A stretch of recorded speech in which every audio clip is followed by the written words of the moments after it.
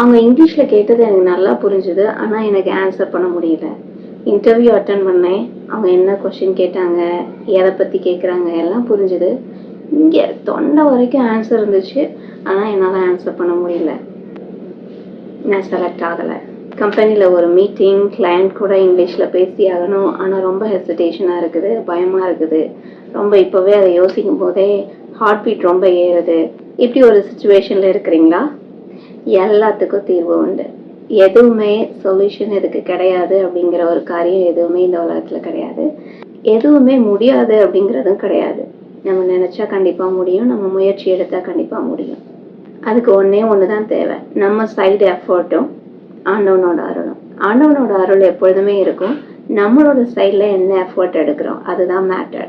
So in this video, I'm going to explain for the people, those who are thinking that why do I have this hesitation?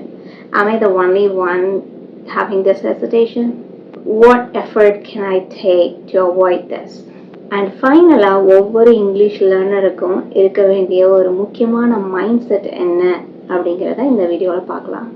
English videos பார்க்குறேன், English lessons பார்க்குறேன், நல்லா understand ஆகுது, நல்லா புரியுது, என்னோட மைண்டில் சென்டென்ஸும் frame பண்ணுறேன், ஆனால் என்னால் பேச முடியல அப்படிங்கிறதுக்கு ஒரு சில ரீசன்ஸ் இருக்கலாம். நான் முக்கியமாக என்ன ரீசன் கருதுறேன் அப்படின்னா, நம்மளோட ப்ராக்டிஸ் இல்லை, நம்மளோட மவுத் மசில்ஸ் அந்த லாங்குவேஜுக்கு அடாப்ட் ஆகலை அப்படிங்கிறத நான் ஆணித்தரமாக நம்புகிறேன். இது ஒன் ஆஃப் த ரீசன்ஸ். இன்னொரு கொஷின் உங்கள் மைண்டுக்குள்ளே இருக்கலாம், நான் மட்டும்தான் இதை ஃபேஸ் பண்ணுறேன்னா இல்லை எல்லாருமேவா அப்படின்னு சொல்லிட்டு. நீங்கள் மட்டும் இல்லை, ஃபர்ஸ்ட்டு யார் எந்த லாங்குவேஜை பேசுகிறதுக்கு ஸ்டார்ட் பண்ணாலும் ஃபர்ஸ்ட் இந்த ஹெசிடேஷன் இருக்க தான் செய்யும். எல்லாருக்கும் இருக்கும், எல்லாரும் பயப்படுவாங்க. ஆனால் யார் அதை மேற்கொள்ளணும், கண்டிப்பாக நான் முன்னேறணும், கண்டிப்பாக இதை நான் லேர்ன் பண்ணணும் அப்படின்ட்டு வெறித்தனத்தோடு படிக்கிறாங்களோ அவங்க இதை அவாய்ட் பண்ணுவாங்க. அவங்க மேலே மேலே போய்கிட்டே இருப்பாங்க. நான் இந்த வீடியோவில் என்ன எஃபர்ட்ஸ் நீங்கள் எடுக்கலாம் அப்படின்னு சொல்ல போகிறேன். நிறைய அதுக்கு வழி இருக்குது, ஆனால் நான் இந்த வீடியோவில் ஒன்லி 3 மெத்தட்ஸ் தான் சொல்ல போகிறேன். அதை ஃபாலோ பண்ணுங்கள். டெய்லி ரெகுலராக ஒரு 10 to 15 மினிட்ஸ் இதை மாதிரி ப்ராக்டிஸ் பண்ணிங்க அப்படின்னா ஒரு 1 மந்த்லேயே உங்களுக்குள்ளே நடக்கிற சேஞ்சை உங்களால் பார்க்க முடியும். ஃபர்ஸ்ட் என்ன எஃபர்ட்னா டெய்லி ப்ராக்டிஸ். டெய்லி இதுக்கு நீங்கள் 10 to 15 மினிட்ஸ் கண்டிப்பாக ப்ராக்டிஸ் பண்ணுறீங்க. அது என்ன நடந்தாலும் சரி, லிசனிங், ரீடிங் அதெல்லாம் தவிர்த்து பேசுகிறதுக்குன்னு ஒரு 10 to 15 மினிட்ஸ். ஏதோ ஒரு பேராகிராஃபை வாசிக்கிறீங்க, சத்தமாக வாசிங்க. நீங்களே பேசி பார்க்குறீங்க, சத்தமாக பேசி பாருங்கள். ஏதோ ஒரு மூவி போட்டு அது பின்னாடியே பேசி பார்க்குறீங்கன்னா அதை சத்தமாக சொல்லி பாருங்கள். இந்த ப்ராக்டிஸ் டெய்லி இருக்கணும், ஒரு நாள் கூட மிஸ் ஆகக்கூடாது. ஸோ ரெண்டாவது என்ன மெத்தட் நீங்கள் ஃபாலோ பண்ணலாம் அப்படின்னா ப்ரிட்டன் டாக். ப்ரிட்டன் டாக்குங்கிறது ஒன்றும் இல்லை, ஒருத்தர் இருக்கிறதா நினச்சிக்கிட்டு அவங்ககிட்ட பேசுகிற மாதிரி. நீங்கள் என்ன பண்ணலாம் அப்படின்னா, இப்போ நாளைக்கு யாரையும் நீங்கள் மீட் பண்ண போகிறீங்க, இல்லை உங்கள் கிளையண்ட் கூட பேச போகிறீங்க அப்படின்னா அவங்க என்ன கொஷின்ஸ் கேட்பாங்க, என்ன பாசிபிள் கொஷின்ஸ்லாம் கேட்பாங்க அப்படிங்கிறத எழுதி வச்சுட்டு அந்த கொஷினை நீங்கள் கேளுங்க. அந்த கொஷினை கேட்டுட்டு அதுக்கு நீங்களே ஆன்சர் பண்ணி பாருங்கள். அதுக்கு என்ன வேர்ட்ஸ் யூஸ் பண்ணலாம், எப்படி இதை ஸ்டார்ட் பண்ணலாம், எப்படி இதை எண்ட் பண்ணலாம், எந்த மாதிரி ஆன்சர் சொல்லலாம் அப்படிங்கிறத ப்ரிட்டன் டாக் மூலமாக நீங்கள் ப்ராக்டிஸ் பண்ணி பாருங்கள். பின்னாடி நீங்கள் பேச போகிறத இப்பொழுதே நீங்கள் ப்ராக்டிஸ் பண்ணி பார்க்க போகிறீங்க. யார்ட்டையோ பேச போகிறீங்க, அதுக்காக ப்ராக்டிஸ்னு மட்டும் இல்லை, உங்களோட செல்ஃப் டெவலப்மெண்ட்டுக்காக நீங்கள் ஏதோ சும்மா ஒரு செல்ஃப் டாக்கு. இன்றைக்கி என்ன நடந்துச்சு, காலையிலேருந்து ஈவினிங் வரை என்ன நடந்துச்சு, யாரை பார்த்தீங்க, எங்கே போனீங்க, என்ன ஒர்க்கெல்லாம் முடிச்சிங்க, எல்லா ஒர்க்கும் முடிச்சிட்டிங்களா, ஏதாவது பெண்டிங் ஒர்க் வச்சுருக்கிறீங்களா, இந்த மாதிரி கைண்ட் ஆஃப் திங்ஸை நீங்கள் உங்களுக்கே நீங்கள் டிஸ்கிரைப் பண்ணி பேசி பார்க்க போகிறீங்க. தேர்ட் என்ன அப்படின்னா, ரெண்டாவது இந்த ப்ரிட்டன் டாக் பண்ணுறீங்கல்ல அதையே ரெக்கார்ட் பண்ணி பாருங்கள். வீடியோ ரெக்கார்ட் இல்லைன்னா ஆடியோ ரெக்கார்ட். ஃபுல்லாக ரெக்கார்ட் பண்ணிவிட்டு கொஞ்சம் நேரம் கழித்து அதை திரும்ப போட்டு பாருங்கள்.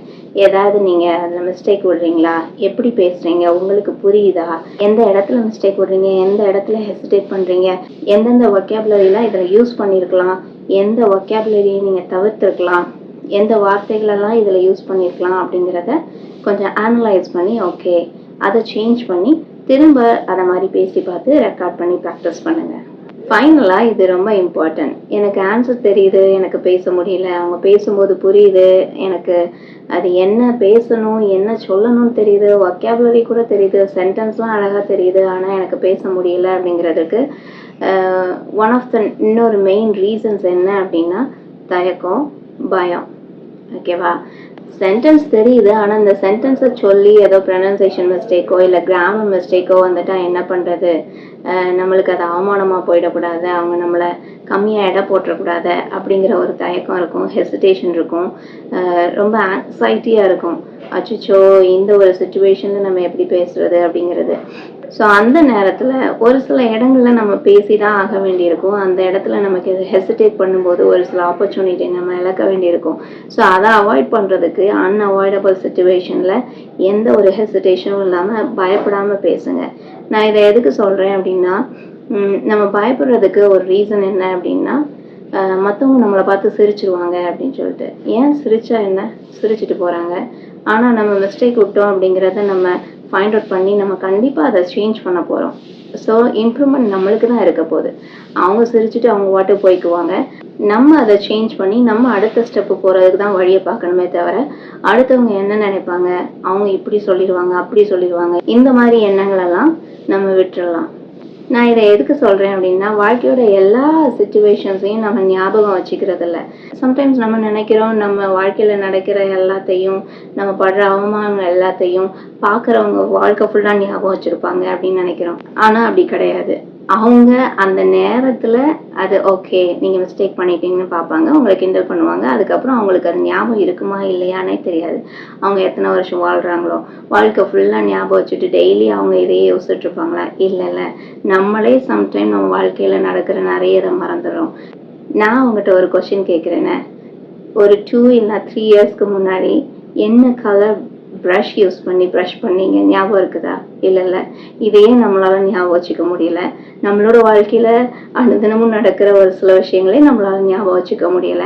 உங்களை கிண்டல் பண்ணதை அவங்க வாழ்க்கை ஃபுல்லாக ஞாபகம் வச்சுக்குவாங்க அப்படிங்கிறதுக்கு எந்த ஒரு ஆதாரமும் கிடையாது. அவங்க கண்டிப்பாக மறந்துட்டு அவங்க வாழ்க்கையை பார்க்குறத பார்த்துட்டு போவாங்க. அதையே யோசிச்சுட்டு இருக்காம, பயப்படாமல், ஹெசிடேஷன் இல்லாமல் பேச பழகுவோம். ஏன்னா நம்ம எரர்ஸ் மேக் பண்ண ஆரம்பிக்கிறோமோ, எப்போ மிஸ்டேக்ஸ் பண்ண ஆரம்பிக்கிறோமோ, அப்போ தான் நம்ம லேர்ன் பண்ண ஆரம்பிப்போம். இல்லை மிஸ்டேக்ஸ் வந்துடும், இல்லை நான் பேச முடியாது அப்படின்னு அப்படியே உட்காந்துருந்தோம் அப்படின்னா ஸ்டாக்னண்ட்டாக இருப்போம், ஒரு இம்ப்ரூவ்மெண்ட்டும் இருக்காது.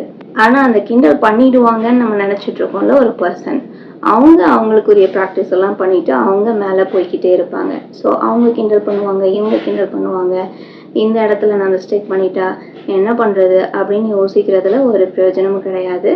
So don't afraid, don't hesitate, talk boldly. So திரும்ப எல்லாத்தையும் ஒரு தடவை சம்மரைஸ் பண்ணுறேன்.